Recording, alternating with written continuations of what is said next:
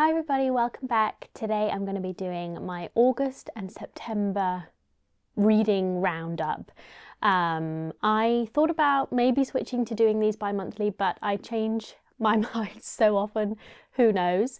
But just to save a little bit of time, and hopefully there are other videos on their way to you, different kinds of videos, so it might free up a little bit of time. Anyway, doesn't matter, because all we need to know is that today we're going to be looking at all the books I read in August and September.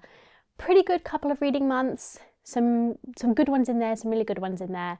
Most of them had merit, but I keep getting stuck in books at the moment. I don't know if it's because I've got too many reading projects on the go, or what it is that I'm like reading. Maybe I'm reading the backlist of an author, or I'm doing this, that and the other, and I just get stuck in books that I'm not really enjoying so much, which if I wasn't doing all these projects and I was just mood reading or whatever, I might be having better luck.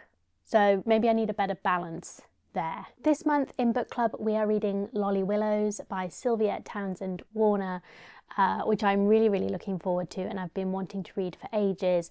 And you can also find all the details about the next few months' picks, because we did vote on those recently, in a post which I will link on Patreon down below. I have of course read many more words in August and September, because I have been reading some of your manuscripts and doing some work with some of you, which I have been loving. If you would like to book in with me for some sort of editing, I'm offering manuscript assessments, developmental editing. Those are the kind of main ones, alongside book coaching. I have my first book coaching client and I'm really loving that. And if you don't know what that is, it's kind of like being a developmental editor, but over the process of writing the whole book. So this is quite common in non-fiction, less so in fiction, but I think for those authors for whom it's helpful, it's really helpful. Not everybody likes to work that way, but I certainly think it has its place. If you have an idea for a book, or the first 10,000 words or something, and you just want someone to help you with accountability, because you have to keep sending stuff, and have like mini deadlines, a book coach can be helpful. But also, yeah, providing feedback as you go along, helping you develop a storyline, and just develop out some of your ideas. I'm also really open to genres and everything. Please don't think just because your book is not the kind of thing you see me read in these roundups that I won't be interested in looking at it with you. I am really open to everything at the moment, and I'm really enjoying it, actually. Working on stuff that I don't necessarily read all the time. It's been really refreshing and really fun. And yes, basically I've been enjoying myself very much. Anyway, I will leave a form down below. You can also just email me direct, that my email's on that form, with any ideas you have. I can basically come in at any point in the manuscript. Very helpful if you're just feeling stuck or whatever. Yeah, please get in touch if you have a manuscript that you'd like me to look at, or the beginnings of something. I would love to help you with it. So here are the last couple of months' reads, and we are going to work through these. The only problem with doing them bi-monthly is that, of course, I was a little daunted when I sat down to write these reviews. I was like, oh my goodness, that's a lot of books. I don't think I've read any ebooks or anything, so everything that I read is here. Because there's quite a lot of books, I'm going to try and move through them fairly quickly. First up is Watershed. This was September's book club pick. This is a Percival Everett novel. And Your Eyes Do Not Deceive You. It is intentionally blurry, the title and the author name. I just really liked this, but it's an interesting one. So this is a novel from the 90s.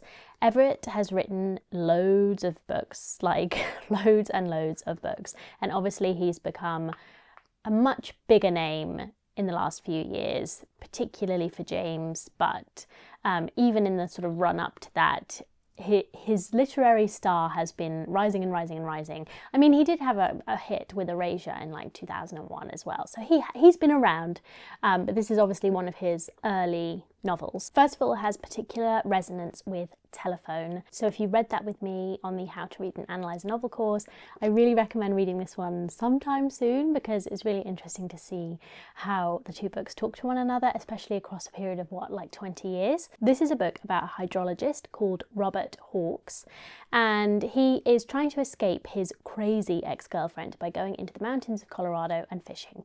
He thinks he's going to find peace there, whatever. And he does not find peace. Instead, he ends up getting embroiled in this conspiracy and this sort of high drama plot that revolves around the water rights of the local Native American reservation. Simultaneously, we're working across a few timelines or a few sort of story threads. So there's that story, which, a little bit like in Telephone, unusually for a literary novel, is quite big plot-wise. You know, at the beginning of the book, 2 FBI men are dead. So, you know, this is high drama, high stakes, especially for a literary novel. However, it's very much about Robert's character, so it comes within its genre, very much so. There's kind of 2 other story threads working at the same time. Robert recollects his childhood and his youth growing up during the civil rights movement in the 1960s, and his grandfather and father kind of involved in that quite directly, hosting Martin Luther King in their house, that kind of thing. And then there's also this ex-girlfriend thread, and we learn a little bit more about her family, and some stuff happens there as well. So there's sort of 3 threads that this relatively short novel is covering. So it's only 200 pages long, and yeah, so you could sit down, read this in an afternoon, breeze through it, have a pretty good time with it. Maybe you would be a little disturbed by the crazy ex-girlfriend storyline, find it a bit stereotypical, wonder sort of what it's doing there and why it's there, and then you put the book down and maybe move on with your day. But there is more here than meets the eye, and for me that's the beauty of Everett's work, and I said it in my review as well, but he is one of those authors whose work is cumulative. I think the more you read, the more you like get him, and like what he's doing in his books and like what his aims are, the better he becomes. You see his mastery a little bit more about, you know, and what he's trying to do. This is realism, but it's also like lightly satirical, and also just it's got those strange elements to it, which I really like. But yeah, so we had a lot of fun with this in book club, unpacking that, you know, Percival Everett has this very smooth narration style. It's not uber challenging at a sentence level, but that belies the depths of what he's doing in his books. So we had a lot of fun in book club, sort of digging into this and really finding and kind of interrogating that ex-girlfriend storyline and seeing like, where does it come in? What's it doing here? How do the 3 stories overlap and talk to one another? And yeah, what is the book doing, and where does it sit sort of within his oeuvre? I highly recommend this. This is just my kind of novel. I'm always looking for novels that work in that entertainment sense, but that also have those depths to them once you start looking closer. And I find Everett does that quite consistently to me. Now, I imagine he has got some duds in his body of work, because there's just so many books. So I'm not saying that every one is a guaranteed smash hit, but yeah, I just really got on with this one. But you might read it and be like, why does she like this one so much? But I just really do. I think it's elegant. There is something elegant about his work, subtly so, where it's just like a nice whole thing, you know? Another work which I really, really liked from an author I am a fan of already, and that's the Mobius book by Lacey. This is her most recent release, came out this year, and you may have heard tell of this one. I feel like, as a Lacey fan myself, everybody knows about this book, but maybe you didn't or haven't. But basically, it's half a memoir. So Lacey is exploring, in the aftermath of a breakup with a very toxic, abusive ex, Lacey explores her relationship to fiction in a really interesting way. So she's looking at why she is drawn to fiction. We get there by looking at her devotion to her ex and the sort of fiction of her ex, and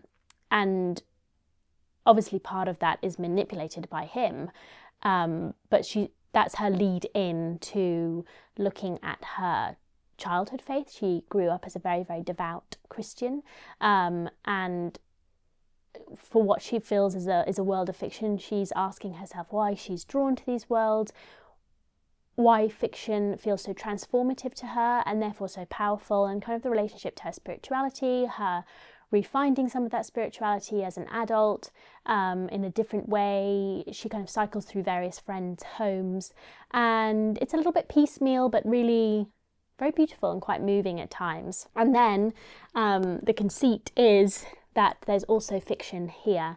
So she's also naturally investigating, like, why is she a fiction writer then? Like, what does she discover through her fiction about herself? How much of herself is in her fiction? And how much is she using her career and like her profession to work out something for herself or do something for herself? So these are all questions that I am like already very interested in, particularly from Lacey, actually, because I find quite a lot of her in her books, at least to the extent that I can, not knowing her.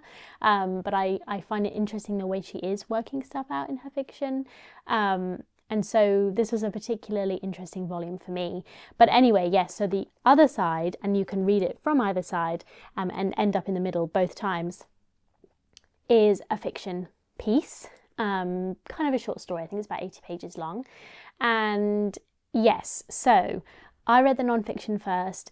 I know the whole thing is that you can read it from either side. However, I do think reading the memoir part first is the most rewarding way to read the book. I can imagine, had I read the fiction first, I'd kind of be like, well, what is going on here? But reading the non-fiction first and then seeing it kind of reworked in the fiction was really, really fascinating. Seeing some of those motifs even from the non-fiction come through in the fiction reminds you that the non-fiction is like a created work in itself as well. And I just found that whole thing fascinating. Like I said, it speaks to questions I'm asking myself. Obviously, as any reviewer does, we're always thinking about what is the relationship of an author to their work, because especially when it comes to like controversial authors, like how much of their person, which may be quite repulsive, makes its way into their fiction, and can we read their fiction even if we don't like them as a person, etc., etc. And also sort of what my relationship to fiction is and why I'm so drawn to fiction. So Lacey was really picking up on things, and I do think it's part of what's going on. I think a lot of people are thinking about these questions. But it had particular sort of interest to me, I think, on these bases. But anyway, I think you would have to be a fan of Lacey. Not a fan, but like I think being familiar with some of her other work would make this a more interesting read. I do think you could get something out of it just reading it as is, but I think you sort of have to have an investment in her and her fiction first, I would say. So I would start with Pew. And then, well, I think Pew or the biography of X, whichever kind of calls to you first. But definitely, if you've read one or both of those and you enjoyed them, you would enjoy this, I reckon. It's a great piece of work. Again, it's sort of elegant, and it's really interesting to see an author grappling with their craft so publicly and creatively. And yeah, I'm really glad. When I saw that she was writing memoir, I was like, ooh, because memoir can be a bit funny for me, but I really enjoyed it and I did find it moving and interesting. So yes, recommended. Okay, next we have Carol by Patricia Highsmith. This is my first Highsmith that I've read. She wrote Talented Mr. Ripley, which of course was made into a very famous film, or Strangers on a Train, which was made into a Hitchcock film. So I read this as part of a new venture I'm doing called Books on Film, which is an in-person monthly event that we're doing under the umbrella of the Unseen Review. In the lead up to the event, plan is to read a book and then come together for a screening at the Chiswick Cinema to watch its film adaptation or one of its film adaptations, and discuss the book, but also discuss the film and how the book interacts with the film. What did they change when they adapted it from the book to the screen? This is one of those things which is particularly interesting to me. I just love thinking about adaptation, but basically thinking about taking words on a page and transforming it into an audiovisual medium, what you gain, what you lose, I think it will help us learn more about what makes a good novel and what makes a good film,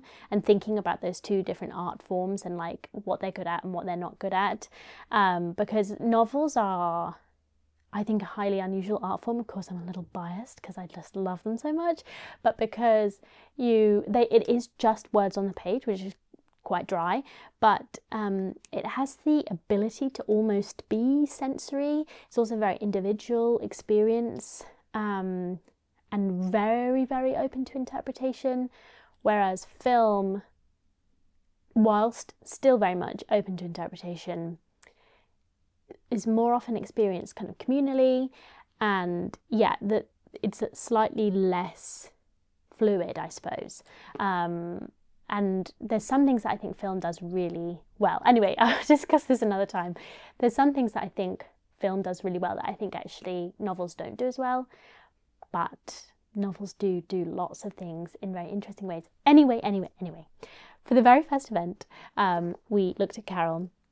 The next one is on the 15th of October at the Chiswick Cinema again, to discuss Never Let Me Go by Kazuo Ishiguro and its film adaptation of the same name, and we'll be meeting at 6 or from 6. It's kind of an informal start time, just for introductions and to discuss the book maybe. And then the screening will be at 7:30, and then we can watch the film together and then maybe briefly discuss after that as well to compare the two. Anywho, this is Carol. It's made into a film of the same name. It was originally published as The Price of Salt and is sometimes known as The Price of Salt. And yeah, so it was her second novel. She had written Strangers on a Train, which was published to great acclaim in the sort of mystery thriller, or psychological thriller rather, genre that she became famous for throughout her whole career. And it became, Hitchcock picked it up for adaptation, etc., etc. And then she wrote this, and her publishers did not want it because it is a lesbian romance, and they said that's career suicide, basically. This is the 50s. And so she took it to a different publisher who published it under a different name, under a pseudonym. She didn't agree to republish it under her own name until the 90s, I think. It was a kind of underground smash hit. When it was published in paperback the following year, in 1953, I think, it sold almost 1 million copies in the US alone. Val McDermid says at the beginning of this that it was really the first of its kind.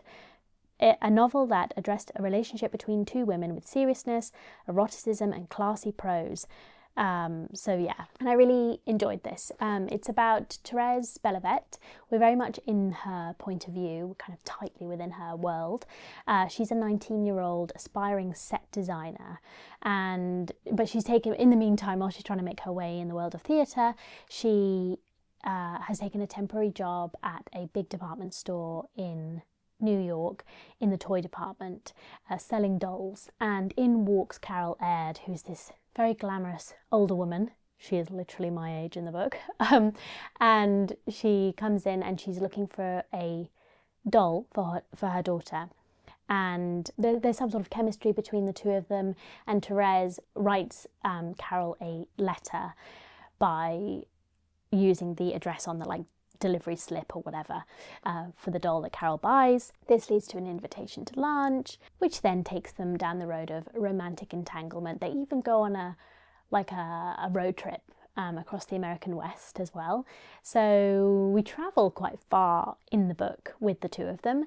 And yes, we're so tightly in Thérèse's point of view, and she's obviously a very, very young, naive lady or girl, that Carol remains kind of a mystery to us in a way she doesn't in the film, for instance, which necessarily has to switch between the two's points of view. I describe this one as a romance, also sort of a coming of age for Thérèse. Obviously there's an age gap there. Whilst it is these things, it also has the feel, the pacing and the tension of the psychological thrillers that Highsmith was known for. It's quite refreshing, especially for its time period, because neither woman really agonizes over her sexuality.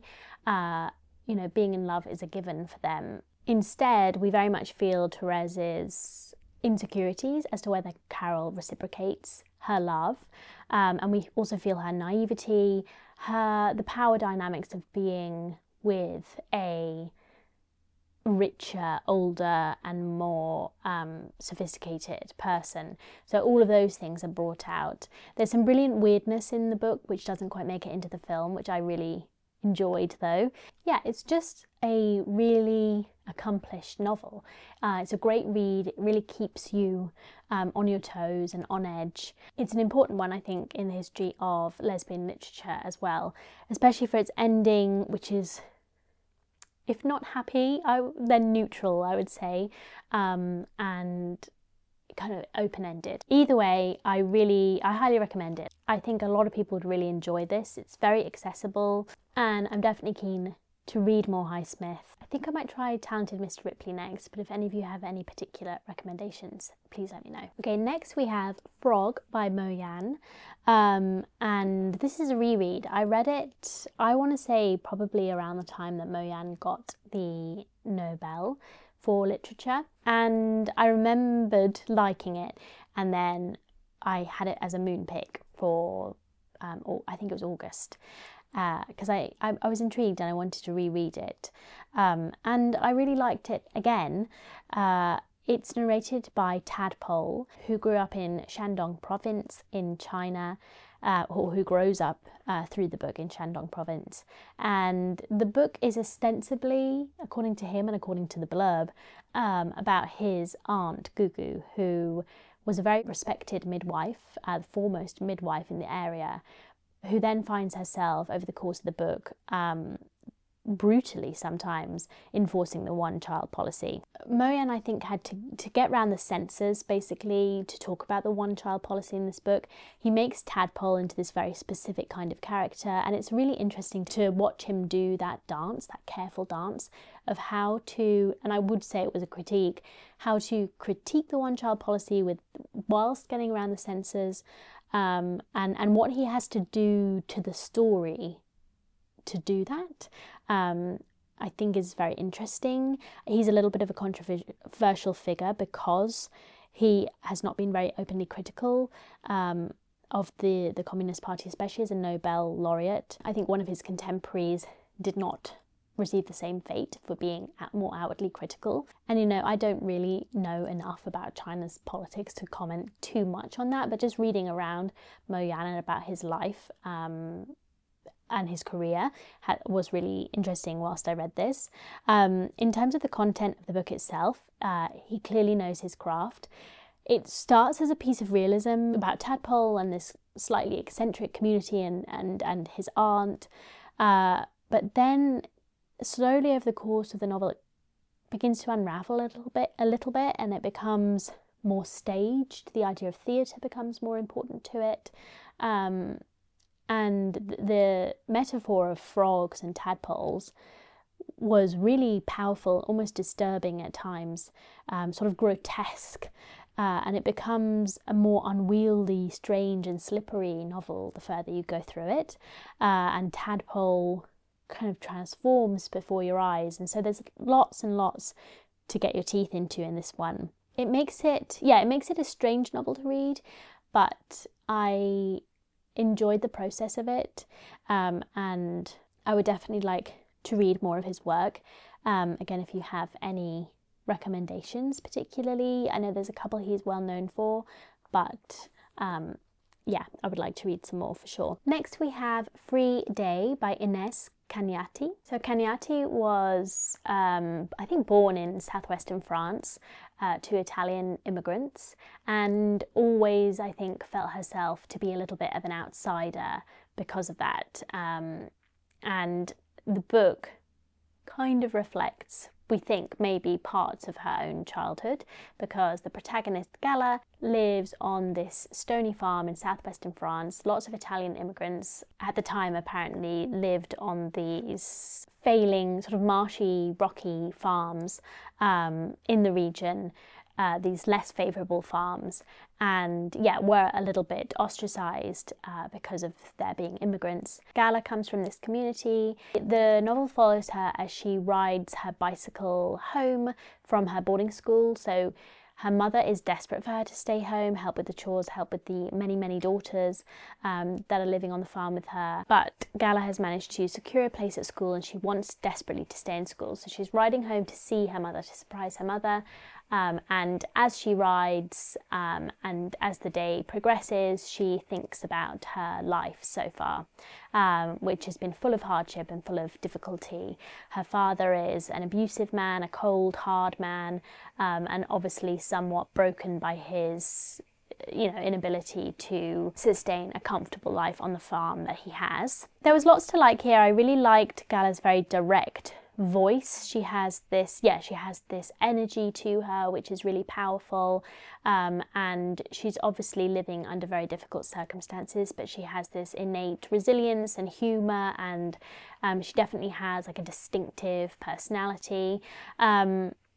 But for some reason I couldn't really, and this kind of pared back style should appeal to me, but I just couldn't really love this book. I think I wanted something to sort of draw it together a little bit more. I think I wanted slightly more of a thematic through line, because currently I think the theme seems to be life is very, very hard for her. I think I wanted something else that sort of draws the book together, or draws some of its disparate images or scenes together beyond just like hardship. I think that's what I was missing. I did like it though, but I think there'd be a lot of readers who would like this one and would get on with this one. But yeah, couldn't love it for some reason. Another book I couldn't really love was Will and Testament by Vigdis Hjorth. We read this for August Book Club, and I did have a really good time discussing it and getting into it, but I have concluded this kind of novel is not really my thing. So Bergljot is a middle-aged woman who has cut herself off from her parents because of the trauma they inflicted on her, both in the sort of traumatic events themselves, but also in their continual denial of them. And their continual attempt to sort of get Bergljot to fall in line with the family story of themselves, if you know what I mean. However, a stint in hospital for her mother and this a sort of burgeoning argument about the inheritance of 2 summer cabins brings Bergljot via one of her sisters back into the family drama and back into the family fold for a certain time, the time period of the novel. And it's interesting to see how particularly like the sister is depicted as someone who is, supposedly neutral or just in the middle, or just trying to like make compromises between the two parties, but who actually ends up re-traumatizing Bergljot and really making her life like unlivable, basically, by just insisting that she be in touch. So all of these entangled family dynamics are done really, really well. I think the sort of toxic family and the way it's depicted and the way it has an effect on Bergljot, who is a first-person narrator, the way it has an effect on her whole being felt sort of accurate, or felt like true to life. This was a controversial book in Norway because the author's sister actually penned a sort of rebuttal. So there was obviously a lot of speculation that it was based on true life, or truer to life than otherwise you would know. Anyway, that whole thing is kind of interesting in itself, and obviously speaks to the book in interesting ways. But sort of focusing on the book itself, I also liked the use of inheritance and sort of asking questions about like monetary retribution for childhood trauma, and like what the role of inheritance and like a will and testament, what role that plays in that. So that was interesting. And here's my but, here's my however. I just don't think this kind of book is for me, where we are witnessing a sort of true to life anxiety spiral in a character, first person narrator, and sort of seeing them sort of obsess over something. Whilst, it may be very accurate, I can't, even though it's supposed to be one note, I can't help but find it one note to read. I don't know that I like my novels to like sort of reflect life in that way, or it definitely like kind of attempts to reflect life and sort of show a mirror to someone's thoughts. But like, is it actually extremely accurate? I don't know. Sometimes I like things to be a bit more novelly and a bit more manipulated.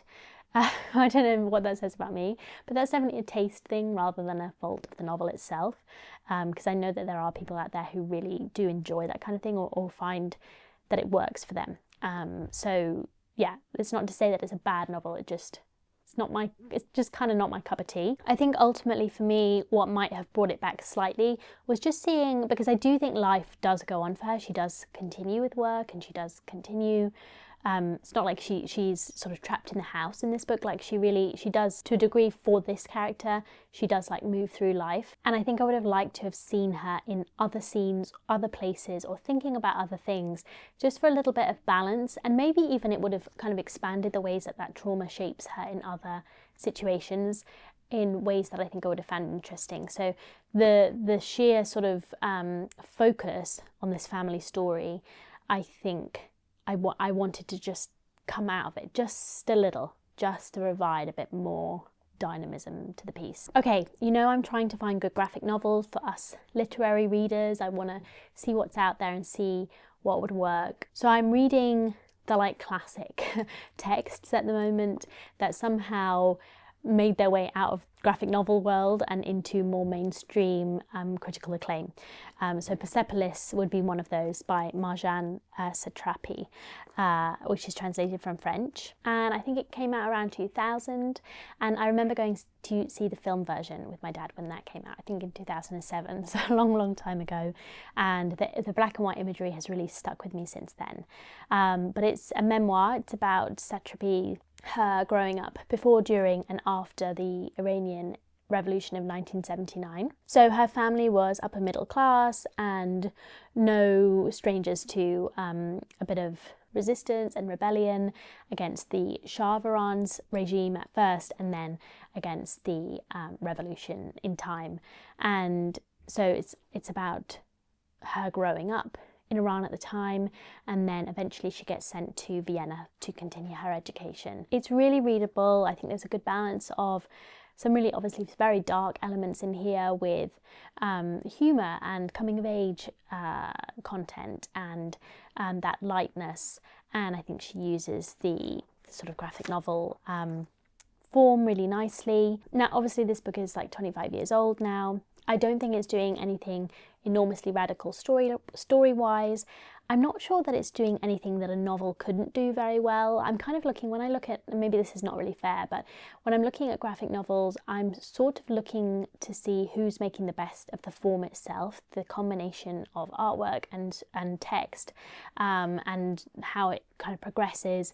I want something that sort of does what a traditional novel can't do, or something sort of amazing in that respect. So I don't know that this is that for me necessarily, but it was a good read. I've got Spent, which is Alison Bechdel's newest work, on my shelf at the moment, so I think I'll read that next.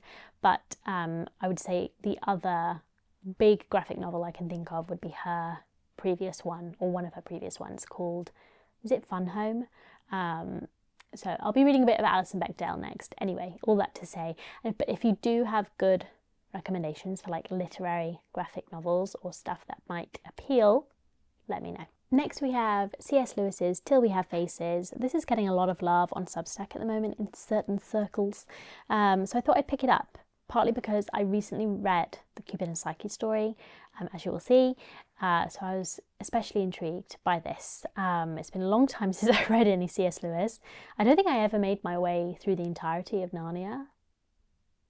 I definitely read a few, but maybe not all of them. But anyway, this is his last book, what he considered his best work, and it's for adults, and it's, yeah, a retelling of the Cupid and Psyche story, which, as told in Apuleius' The Golden Ass, which I also read recently. I'm not going to explain the story, but Psyche has an older sister called, well, actually I don't think she has a name in the original, who is like a jealous harpy in the original, jealous of all things that happen to Psyche.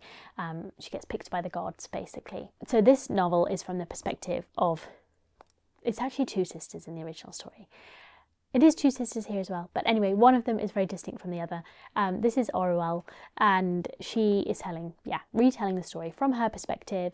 She is not really a jealous harpy in this book, but she is a powerful often difficult, strange, obsessive woman, I would say. So what to say about this one? Unfortunately, I didn't like it that much. It's one of the books I got totally stuck in. I really like the atmosphere at the beginning. So he's creating this pre-Christian world. C.S. Lewis, in case you don't know, was a very devout Christian, and that theme very much comes up in his works repeatedly.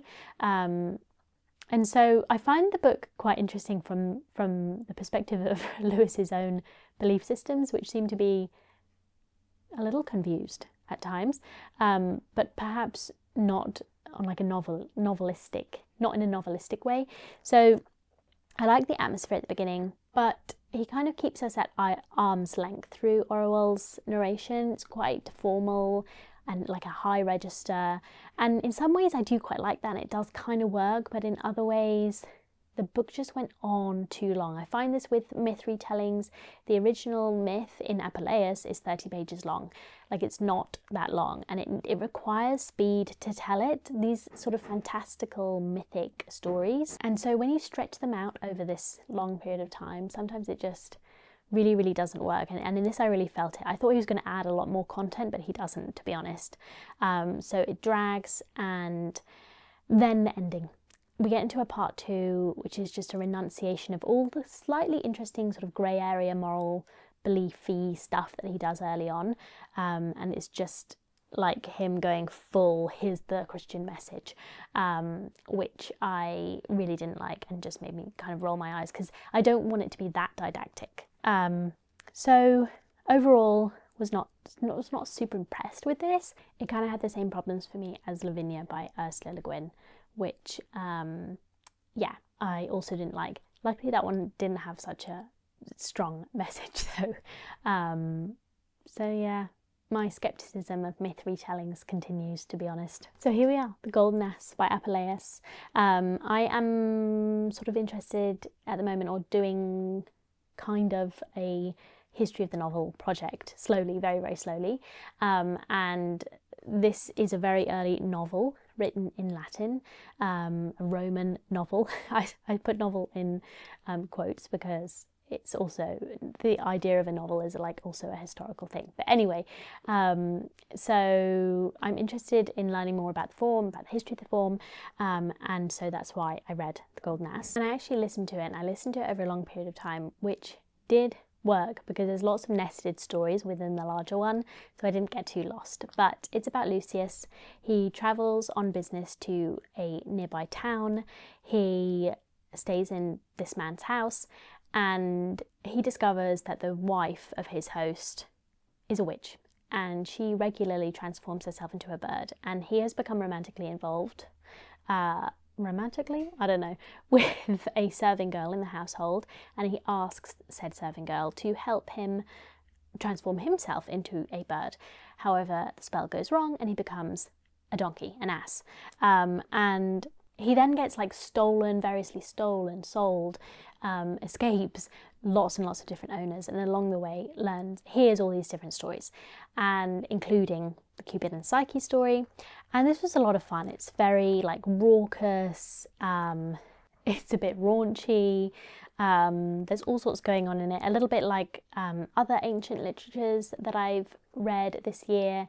It is simultaneously like strangely familiar, and you're like, these are most definitely humans thinking about the same sorts of things that we do, whilst also being like weirdly alien, especially in some of the cultural stuff that they do or things they think are normal.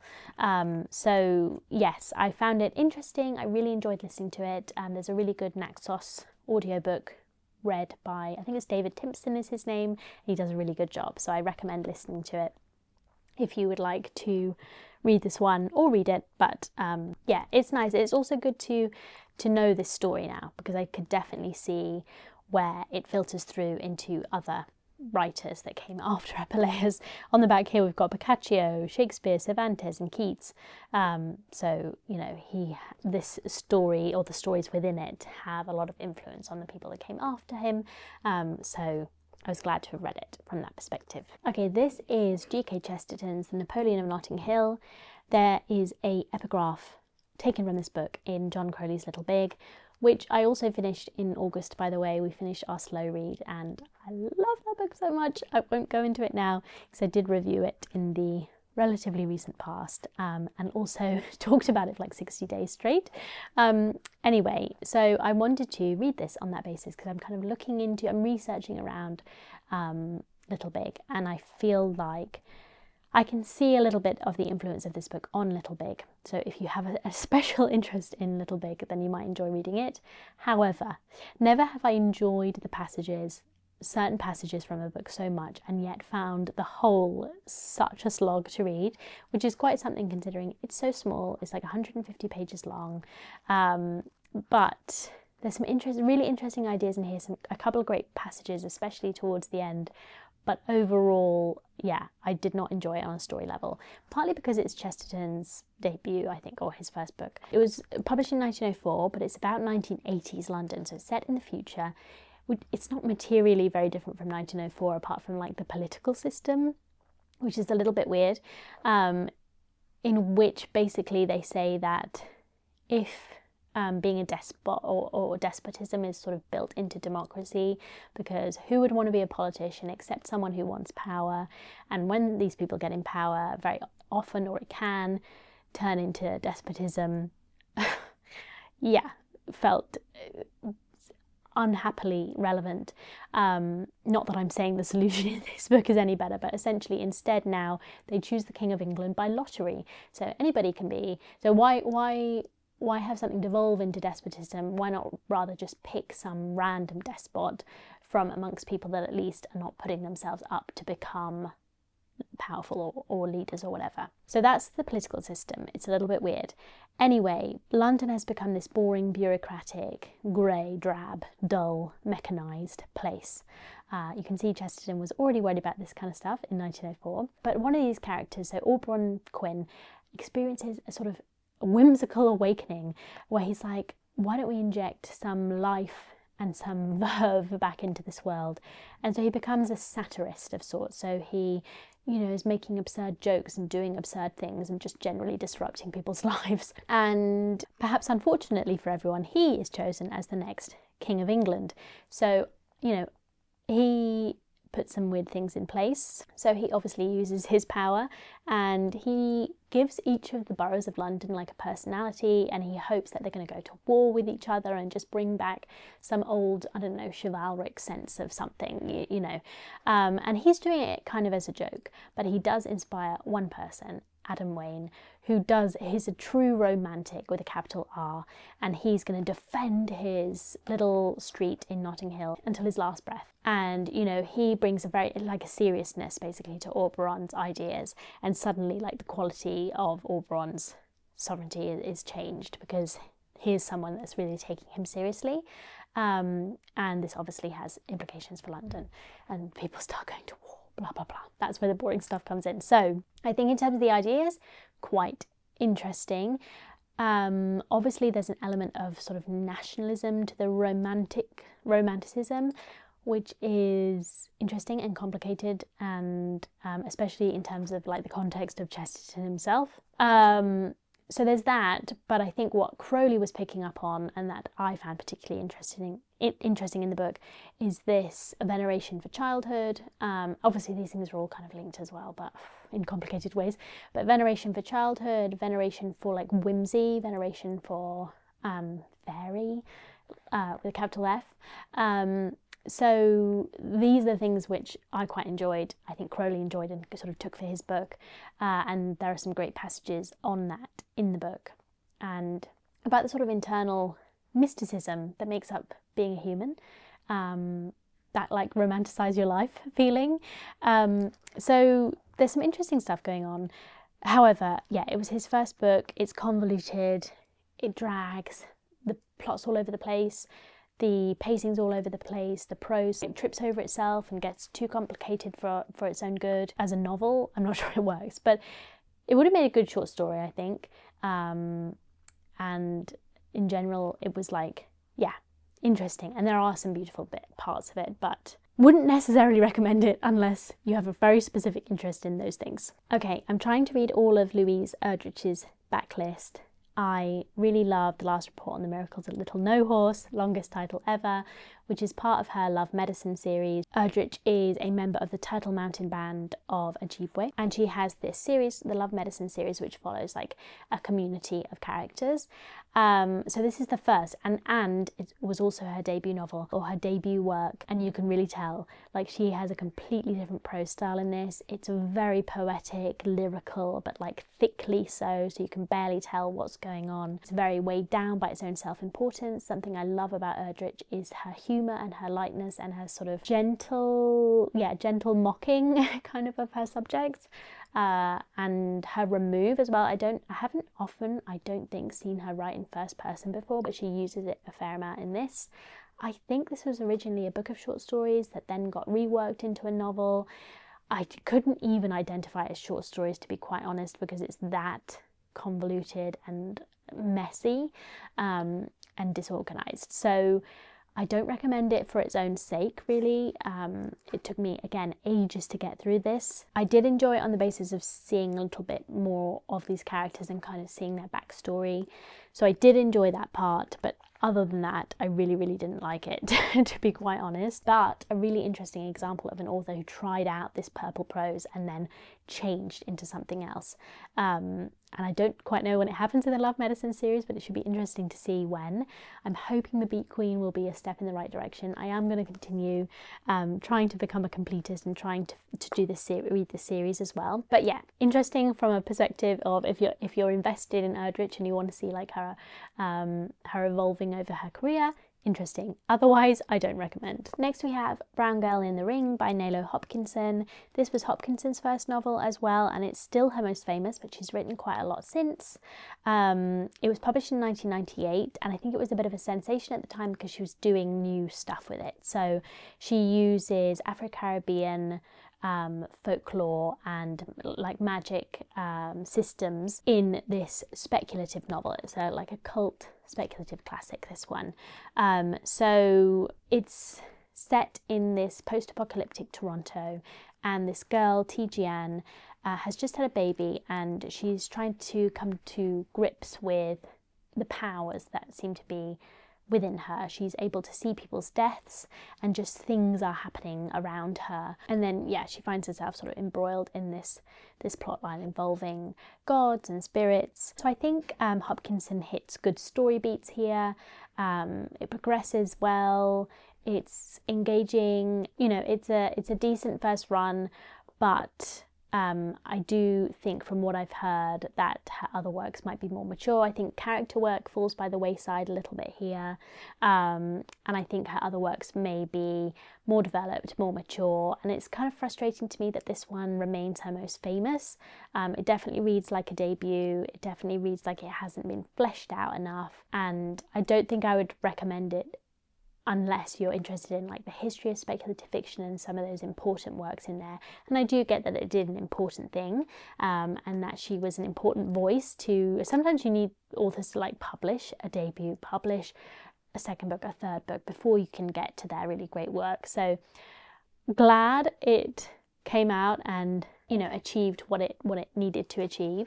But will I be thinking about this novel very much moving forward? Probably not, but I will be trying some of her other works. I've heard good things about a couple of the others, and if you have any recommendations, do let me know. Finally, a quick shout out to a book of poetry which I really love. So this is The Map of the World by Eiléan Culinon, I think is how you say it, but forgive me for not pronouncing it correctly, Irish speakers.